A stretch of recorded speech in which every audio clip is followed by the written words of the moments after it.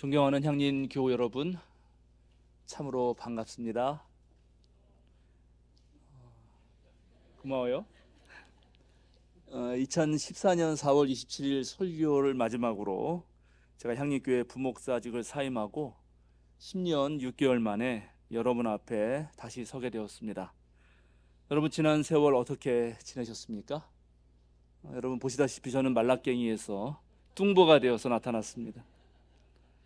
하룻밤 꿈처럼 지나간 10년 세월 동안 저는 신촌교회 설교 목사로 1년 2개월, 생명사랑교회 담임 목사로 8년 11개월을 목회했습니다. 상계동에 있는 동안 바람결을 타고 들려온 향린 소식들을 종종 접하긴 했습니다만 작은 지하 상가교회 살리느라 향린교회 소식에 대해서 제가 자세히 살피지는 못했습니다. 그러나 그동안 유례없는 코로나19, 코로나19로 온 세상이 크게 흔들렸고 또 가뜩이나 추락하고 있는 한국 개신교회의 사회적 위상이 갈수록 떨어져 갔습니다. 그때 향린교회 또한 건물 이전을 비롯해서 여러 일들을 겪으시면서 좀 어렵고 또 힘든 시기를 보내셨다고 그렇게 전해 들었습니다. 그래서 지금 이 시간만큼은 저와 여러분에게 하늘에서 오는 큰 평화가 임하면 좋겠습니다.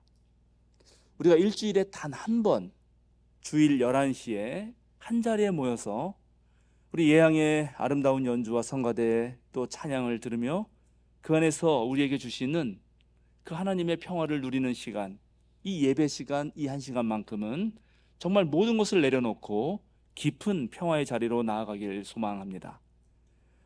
이 소란한 세상에서도 한 걸음 물러서고 들락날락 죽굿들 변하는 우리의 마음도 차분히 가라앉히고 과거에 힘들었던 상처도 잠시 잊고 아직 오지 않은 미래의 그 불안함도 물리치고 지금 이 시간을 충분한 그런 쉼과 멈춤의 시간으로 갖길 바랍니다. 집안 걱정, 아이 걱정, 먹고 사는 문제, 생각만 해도 화가 치솟는 정치 문제 많이 있지만 일단 잠시 접어두고 흐트러진 우리 마음부터 좀 다잡으면 좋겠다 하는 생각입니다. 취임식을 마치고 보낸 지난 일주일 동안에도 정말 우리 세상에는 많은 일들이 벌어졌습니다. 우리 장로님 기도에서도 말씀하셨지만 우리나라뿐만 아니라 전 세계 질서에 영향을 미치는 미국 대선에서 광인이라 불리는, 미국 사람들 트럼프 보면 다 크레이지맨이라고 말하거든요. 그 트럼프가 재선에 성공했고요. 명태균 사태에서 보듯이 대책 없는 정부의 무능함 속에서 윤석열 대통령 빨리 지금 당장 내려오라 하는 목소리가 높아집니다. 거기에다가 기후위기, 걷잡을 수 없는 속도로 발전하고 있는 이 인공지능은 지금 지속적으로 우리 사회를 다중위험 사회로 몰아가고 있습니다. 그런데 이럴 때일수록 조금 차분해질 필요가 있다고 생각합니다. 우리가 잠시 멈추어서 생각하지 않으면 어느새 우리 사회는 소음과 잡음으로 가득한 새로운 야만 사회가 되기 때문입니다. 그래서 천리길도 한 걸음부터라는 그 옛말 있듯이 외부 환경을 대하는 그 우리 마음부터 차근차근 다시 시작해야 합니다. 코로나를 거치면서 우리가 배운 게 있죠. 적절한 사회적 거리두기입니다. 너무 복잡하면서 빠르게 변하는 세상에서는 일단 우선 우리가 지니고 있던 그런 고정관념, 인습들, 자기 주장에서 한 걸음 물러날 줄 알아야 합니다. 땅의 시선, 땅만 바라보는 시선이 아니라 좀 산에 올라가서 멀찍이, 아니 더 높이 하늘에 올라가서 바라보는 그런 시선을 가져야 하는 것입니다. 당장 눈앞의 것이 아니라 조망의 시선이 필요하다는 것이죠. 동시에 눈에 보이는 것만 보는 게 아니라 눈에 보이는 것을 통해서 오히려 보이지 않는 것, 그것 볼 줄 아는 눈을 가져야 합니다. 특별히 변하는 세상이지만 여전히 변하지 않는 것, 아주 느리게 조금씩 천천히 변하는 것, 너무 작아서 눈에 띄지 않기 때문에 아주 눈을 크게 뜨고 관심을 쏟아야만 보이는 것들, 어느새 살짝 스쳐 지나갔지만 그래도 반드시 보아야 하는 것들을 볼 줄 알아야 하는 것입니다.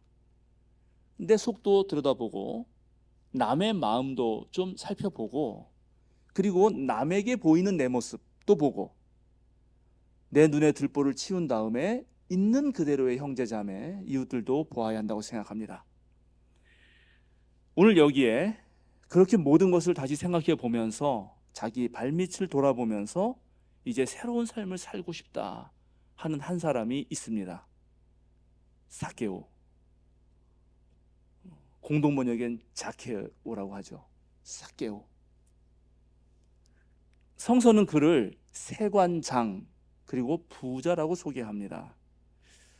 예나 지금이나 여전히 변하지 않는 것은 역시 인간의 욕망입니다. 권력을 움켜잡으려고 하고 부유한 사람이 되고 싶어 하죠. 그래서 둘 모두를 가진 사람을 모든 사람은 부러워합니다. 사람들은 대체로 자기 멋대로 떵떵거리며 살기를 바라고요. 또 자신이 지닌 경제력과 사회적 지위 앞에서 다른 사람들이 굽신거리는 거 꽤 즐겨합니다.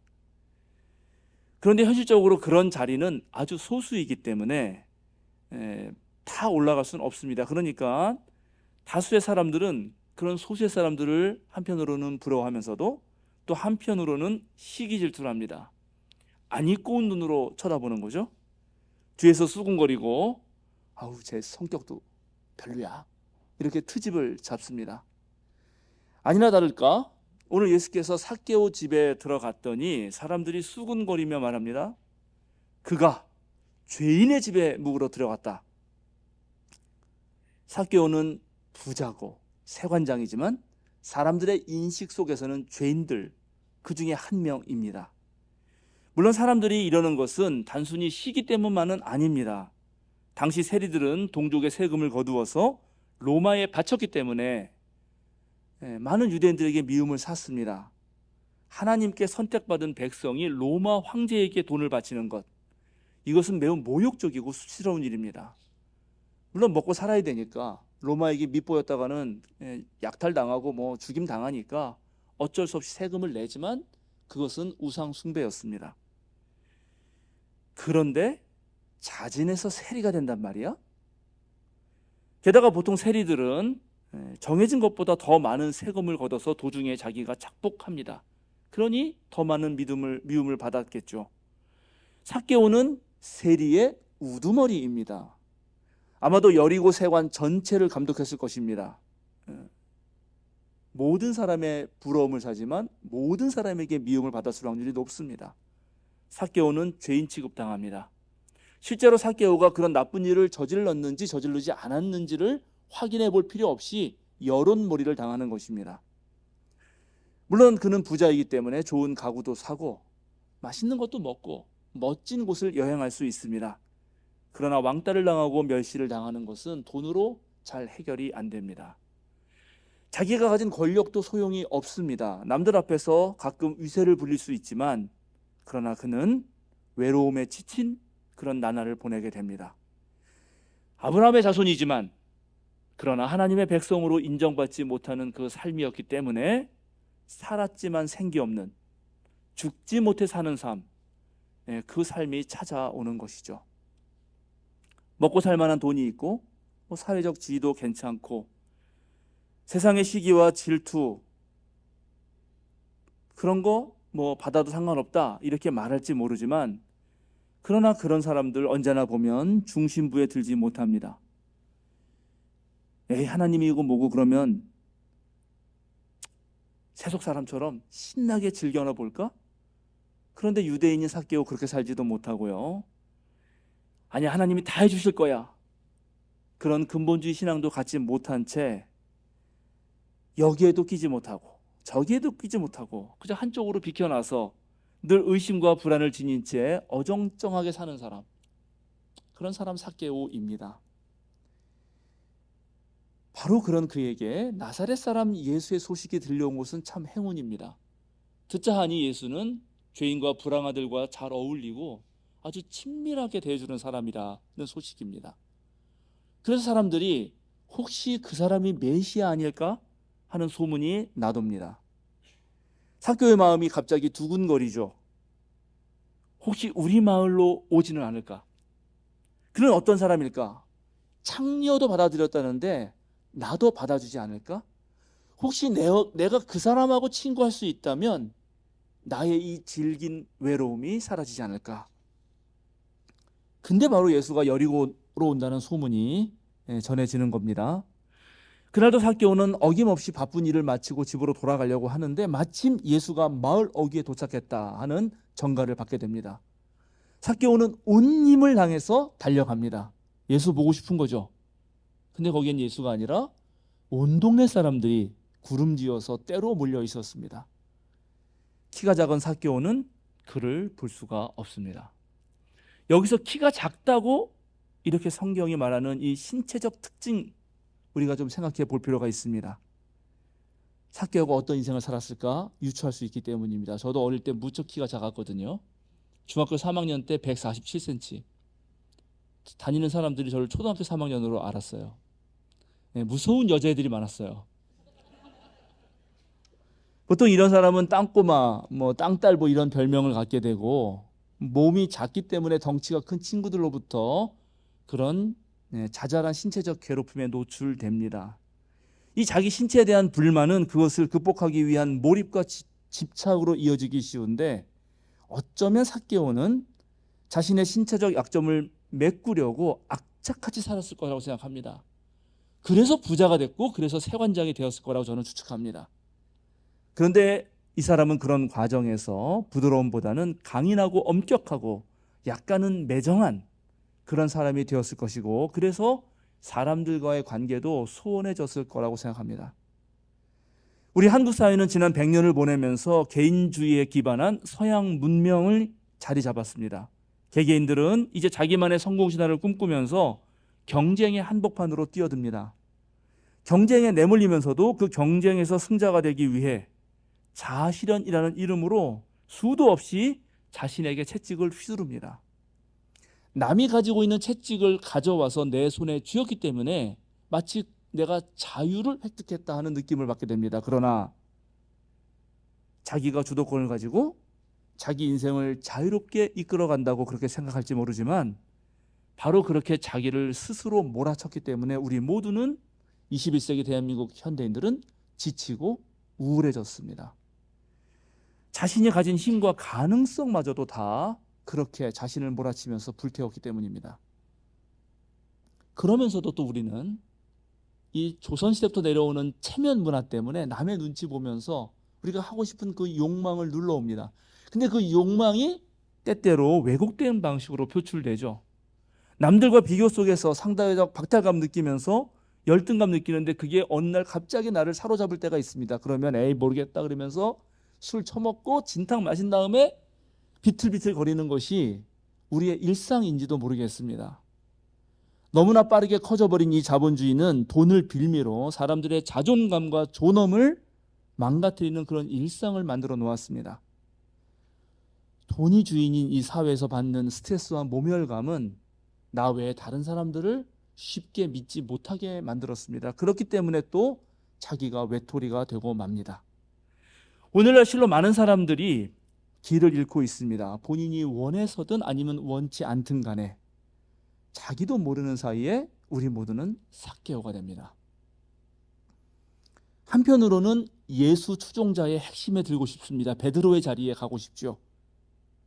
그것이 안 된다면 군중과 함께 환호하며 외치고라도 싶은데 그럴 용기나 힘도 나지 않습니다.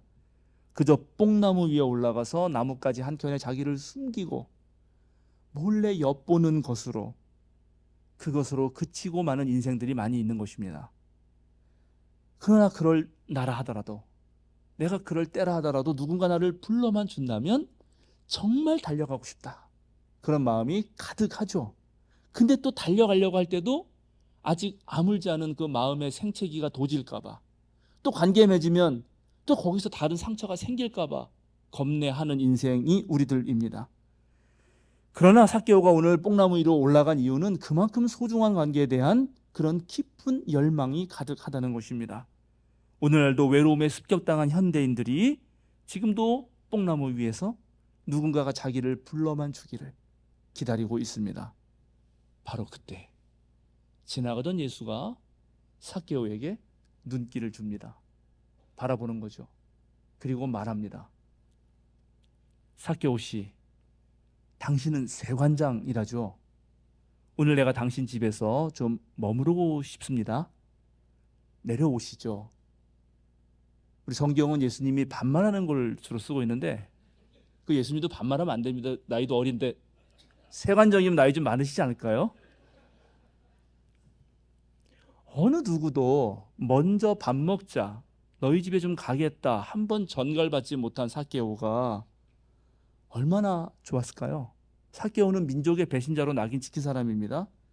그런 사람들과 함께 숙식을 함께 한다는 거 당시 상황에서 있을 수 없습니다. 밥을 먹는다는 거, 함께 잔다는 것은 친밀함의 대표적 상징입니다. 친구를 보면 그 사람을 안다는 말이 있듯이 삭개오와 함께한 예수도 그놈과 비슷한 놈이라는 평판을 받게 될 것입니다. 그런데 예수는 사람들의 수군거림, 삐딱한 눈초리 아랑곳하지 않습니다. 삭개오에게 눈길을 주자마자, 삭개오를 보자마자 단번에 삭개오와 함께 하겠다고 말한 거죠. 삭개오는 처음으로 자기를 세리가 아닌 한 사람, 진정한 사람으로 바라보는 그런 사람을 만난 겁니다. 너무 기쁘고 행복하죠. 예수 선생, 저는 저의 재산의 반을 가난한 사람들에게 나누어 주겠소. 사람들은 내가 남의 것을 강제로 빼앗았다고들 말하는데 정말 그런 일이 있다면 내가 4배로 갚아주죠. 그러나 전 누구의 것을 강탈한 적 없습니다. 예수님은 삭개오를 죄인 취급하던 사람들을 둘러보면서 이렇게 말하죠. 당신들이 죄인이라고 여긴 이 사람, 삭개오, 아브라함의 자손입니다. 여러분과 똑같은 유대 사람입니다. 여러분은 이 사람을 고립시키고 멸시하고 무시했지만 사람의 아들은 바로 이런 사람들을, 이렇게 잃어버린 사람들을 찾아서 구원하러 온 것입니다. 오늘 본문 정말 해피엔딩이죠. 우리 해피엔딩 저 되게 좋아하는데 해피엔딩입니다. 그런데 여러분 잘 생각해 보시죠. 만약 삭개오가 자신의 부와 권력을 의지해서 그냥 살아갔다면, 뭐 예수님 안 만났다면, 찾아갔는데 너무 많은 사람이 있으니까 그냥 포기하고 돌아왔다면, 여리고에 오신 예수님이 삭개오를 보긴 봤지만 지나쳐 가버렸다면, 그러면 오늘 이런 일이 일어날 수 있을까요? 혹시 예수님이 삭개오에게 먼저 내 재산을 팔아서 가난한 사람들에게 주고 나를 따라라 이렇게 말을 하고 마가복음에 나오는 부자 청년처럼 삭개오도 그게 아까우니까 그냥 되돌려 갔다면, 그래서 예수님이 역시 부자는 하늘나라가 힘들다 이렇게 말했다면 오늘의 이야기는 전혀 다르게 흘러갔겠죠. 고대 사회에서 성인이 나무에 기어 올라가는 것은 수치스러운 일입니다. 특히 유대인들이 옷을 입을 때 긴 천을 그저 둘러서 겉옷을 삼는 것인데, 그런데 위로 올라가면 그 신체에 부끄러운 곳이 노출되고 그것을 감당하면서도 엉금엉금 나무를 타는 모습은 참 우스꽝스러운 것이 됩니다. 세관장의 신분인 사람이 예수님 만나기 위해서 나무 위로 올라갔다는 것, 그 자체가 그가 얼마나 간절했는가를 보여줍니다. 거기에 올라가서 예수가 나를 바라보기를 기다리던 그 순간 삭개오는 무슨 생각을 했을까요? 여러분, 상상력을 발휘해서 여러분이 그 나무 위에 올라갔다고, 혹시 누군가가 여기 왜 올라왔어요? 라고 물을 때 여러분은 뭐라고 대답하실지, 뭐라고 말하고 싶을지 생각해 보기 바랍니다. 어쩌면 오늘 교회 나온 우리가 삭개오들 아닐까요? 우리는 무엇 때문에 예수를 찾은 것이고 교회에 발걸음하는 겁니까? 세상은 돈과 권력을 차지하려고 끊임없이 선전하고 광고하는데 우리는 도대체 무엇을 보기 위하여, 무엇을 듣기 위하여 이 자리에 있는 것입니까? 또 생각해 봅시다. 예수를 그리스도로 만나기 위해서 우리는 무엇을 내려놓고 내어놓아야 할까요? 오늘 삭개오는 자신의 권력과 체면을 내려놓습니다. 그리고 예수를 만난 뒤에는 자신의 재산을 절반이나 내어놓습니다. 오늘 본문은 이 삭개오의 다짐과 예수님의 칭찬으로 끝납니다. 오픈 엔딩이죠. 이 뒤에 어떻게 살았을까요? 삭개오는 계속 왕따였을까? 아니면 정말로 나누고 섬기는 삶을 통해서 이제 공동체에 소속돼서 이전과는 다른 그런 행복을 누리게 됐을까요? 오늘 우리가 읽은 누가복음서 본문 9절에 보면 예수님이 이렇게 말하죠. 오늘 구원이 이 집에 이르렀다.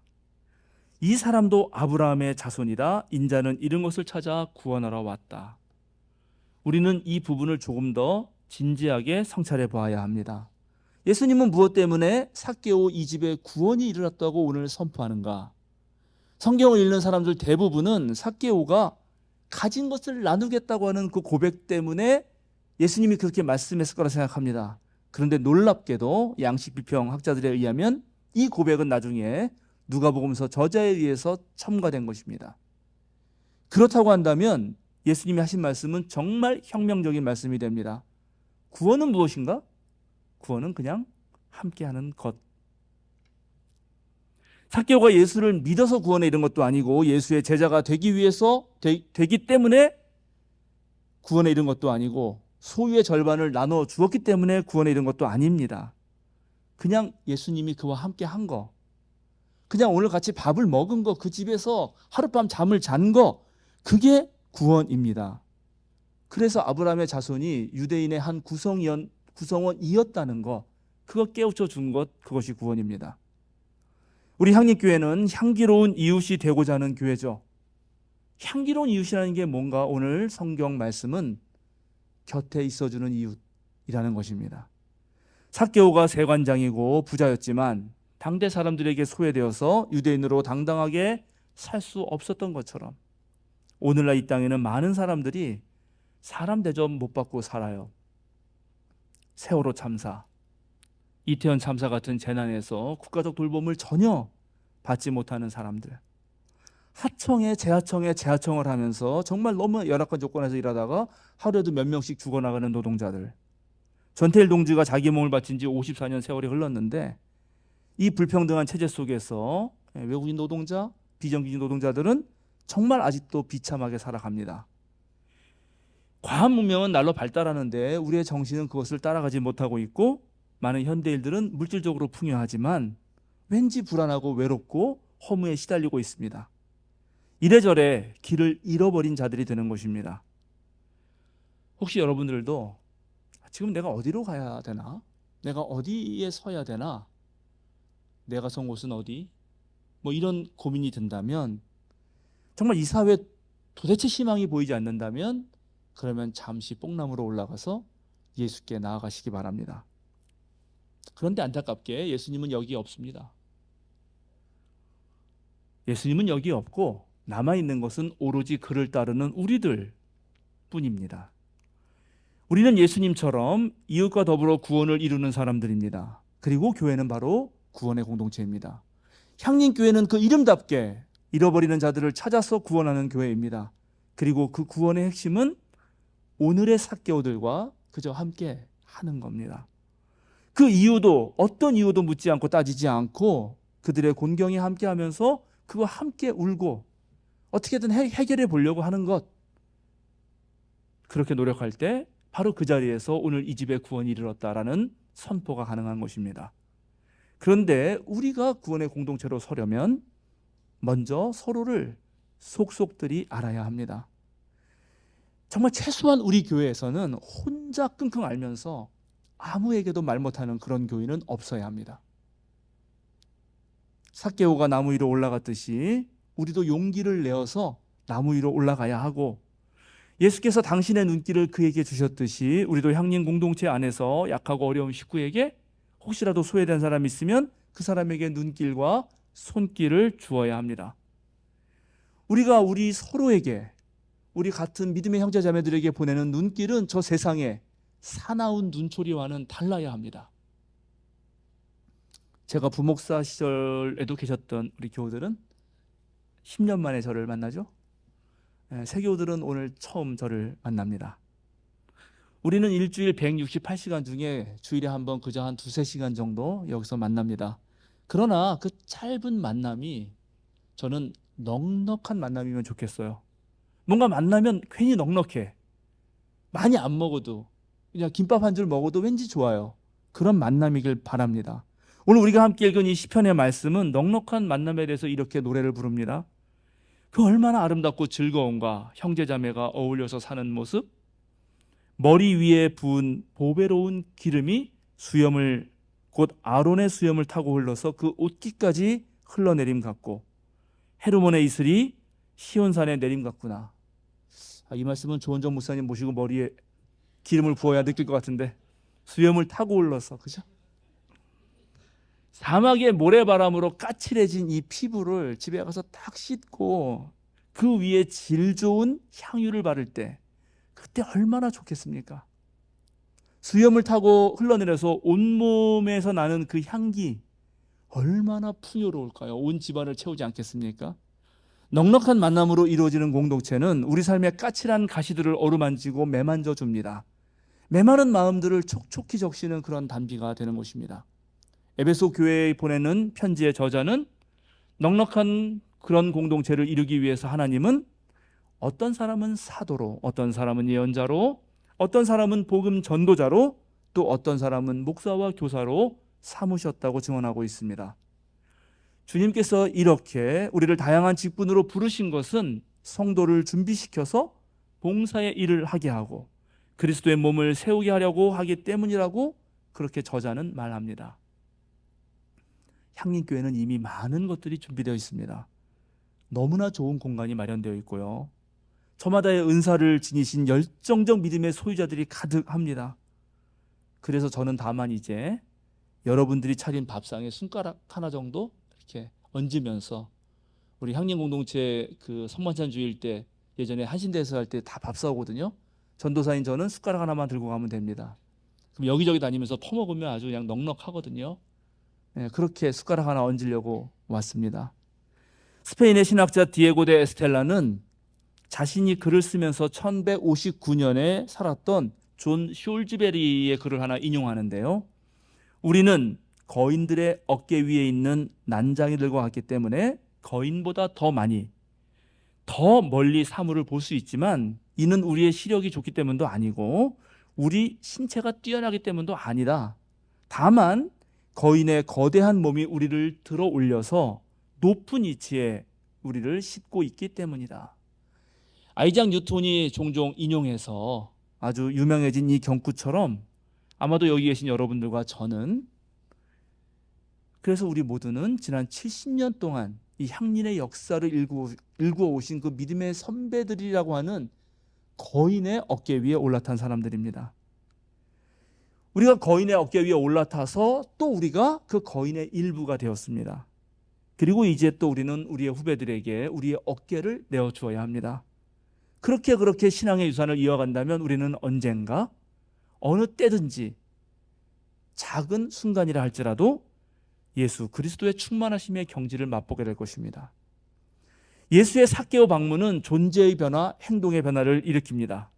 삭개오는 예수를 모신 덕에 그동안 응어리졌던 그 마음들을 풀어낼 수 있었고 자신이 가진 것을 나눌 수 있었습니다. 수근거리는 남들의 모함, 험담에도 초연하게 됩니다. 예수는 오늘 이 집에 구원이 이르렀다고 말합니다. 그러나 여러분, 이 모든 것이 가능하기 위해서 삭개오는 참으로 오랜 시간 가장자리에서 견뎠다는 사실을 우리는 기억해야 합니다. 예수의 그 눈길을 자기 안에 담아내기 위해서 참으로 긴 시간의 그런 준비가 있었다는 것입니다. 그래서 예수님이 제안할 때 바로 응답할 수 있었던 것입니다. 예수님의 눈길, 예수님의 방문 또한 쉽게 이루어진 것은 아닙니다. 세리와 창녀의 친구요, 먹기를 탐하고 술을 즐기는 자라고 하는 그런 세상 평판에 휘둘리지도 않고 웬만한 태풍에는 꿈쩍도 하지 않는 저 바다의 시면 같은 그러한 신앙은 하루아침에 결코 단번에 이루어지지 않습니다. 예수께서 보여주신 그 신앙의 바다는 품이 참 넓습니다. 바다는 어떤 강도 거부하지 않기 때문에 그야말로 바다가 될 수 있었듯이 민족의 배신자로 낙인 찍힌 사람의 집에 편안한 마음으로 들어가는 사람, 그런 사람 쉽게 되는 거 아닙니다. 사랑하는 향림교회 여러분, 지금 이 시간 전국에서 실시간 예배로 우리와 함께 하시는 교우 여러분, 여러분이 삭개오라면, 만약에 내가 삭개오 같은 지금 그런 형편이라면 여러분 부끄러운 무릎 쓰고서라도 나무에 오르려는 그 영적 갈망을 결코 놓지 마십시오. 주님이 지나가실 때까지 묵묵히 그 자리를 지키고 견디십시오. 그러다가 주님께서 여러분의 마음문을 두드리실 때 그때 여러분 마음문 정말 활짝 열어놓으십시오. 만약 여러분이 예수의 뒤를 따르는 제자라면 가장자리에 서 있는 사람들, 경계선에서 이러지도 저러지도 못하는 사람들, 그래서 방황하는 그 사람들에게 여러분의 시선을 주십시오. 그들에게 눈길을 주고 내가 당신 곁에 있겠다고 그렇게 제안하십시오. 잃은 자를 찾아 나서서 구원을 이르게 하는 일에 게으르지 마십시오. 그렇게 해서 우리 모두 날마다 매 순간마다 넉넉한 그 만남의 장들을 열어갑시다. 우리 모두 그런 만남의 마당에서만이 영원한 신비이신 우리 주 하나님을 만나게 될 것입니다. 다 함께 침묵으로 기도하겠습니다.